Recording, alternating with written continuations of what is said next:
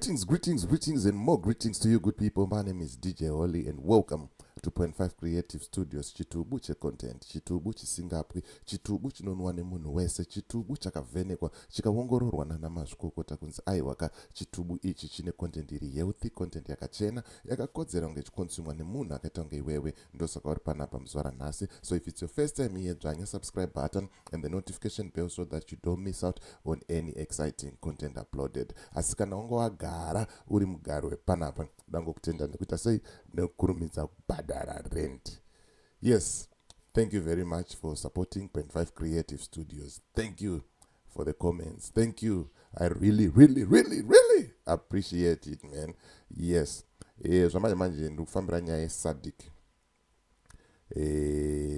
Vanhu vari kutarisira mafresh elections, vanhu vari kutarisira kuti pachaitwa summit yeSadc, vanhu vari kutarisira zvinhu zvakawanda kubva kuSadc. But da kuti ndikunzwisei mashoko ataurwa naJulius Malema. Zvikanzi vanhu veAU neSadc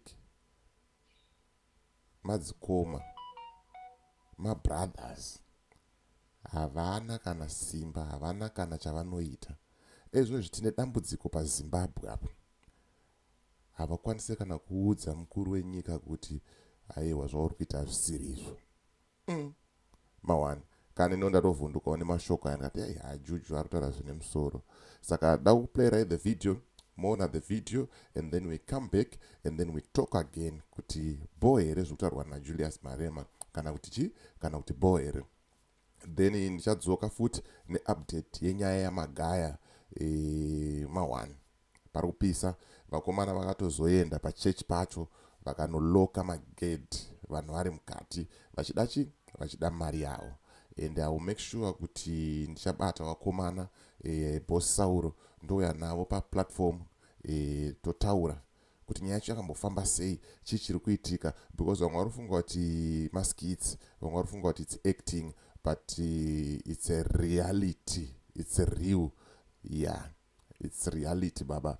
Vanhu vakavharwa mari, vanhu vakabhaizwa vachinzitenga mastands and stuff. So anyway, we are not talking about nyaya iyoyo. Ndangokupai a hint so that munozoziva kuti unofanira kugara wakadzvanya subscribe button nechi nenotification bell kuti pese panongokanda video unomboita sei unombowariona nditika. Saka without wasting much of your time, toda kuti tipinde muvideo tione Julius Malema achiita sei achikurukura achitaura zvaanofunga nemaonero ake pamusoro peSadc.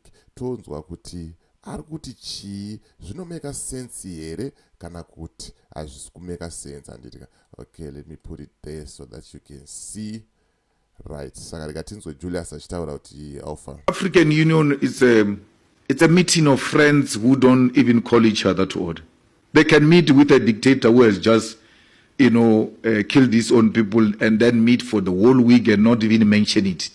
So we can't allow the African Union to continue to work the way it is working. We are talking here about Sadc. We have a problem here in Zimbabwe. These members of Sadc don't call the government of Zimbabwe to order because it's a group of brothers. That government is violating people there. And my members of Sadc havasi kudzora mumwe wavo. They are not calling mumwe wavo to order.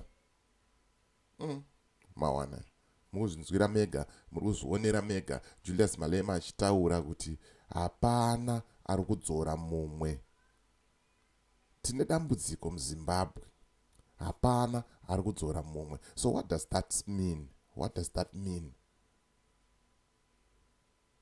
Sadc chaita anything here muZimbabwe kana kuti hapana. Sezvo manzwa kuti hanzi aiwa madzishamwara, vanotamba vese, vanodya vese. Mawani ndonyaya yandinayo yanga ichida kungokuonesaiwo zvinotaurwawo zvinofungwawo nevamwe pamusoro peSadc. There's a protest iri kurongwa during the Sadc summit, because how can you give chairmanship to president ari kunzi akaba ma-elections, or president wamuri kuti the elections were not free and fair.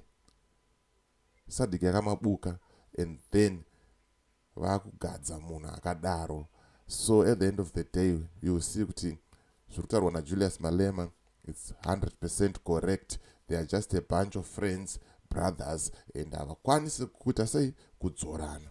Vanhu vachingoti iwe ita yaunoita kunyika kwako, isu toita yatoita kunyika kwako kwedu. Hamene kuti pavanosangana kumameeting aya, kumasummit aya, chavanenge vachimbonyatsokurukura chaicho chii, chavanenge vachinyatsotaura chaicho chii.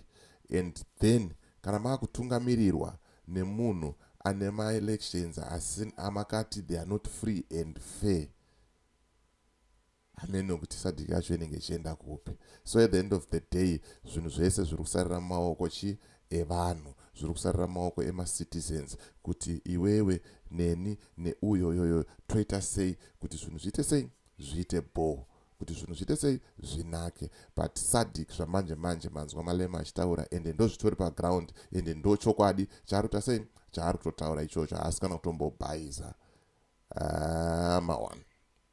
ma1 chaiwo handitika. So ndo nyaya yandiri kufamba nayo, ndo nyaya yandaita sei yandandangokubatirai kuti muzvionere mega. As for me, DJ Holly and the rest of the crew behind the scenes, ndikuti it's bye for now. Ngasangane muvidhio rinotevera.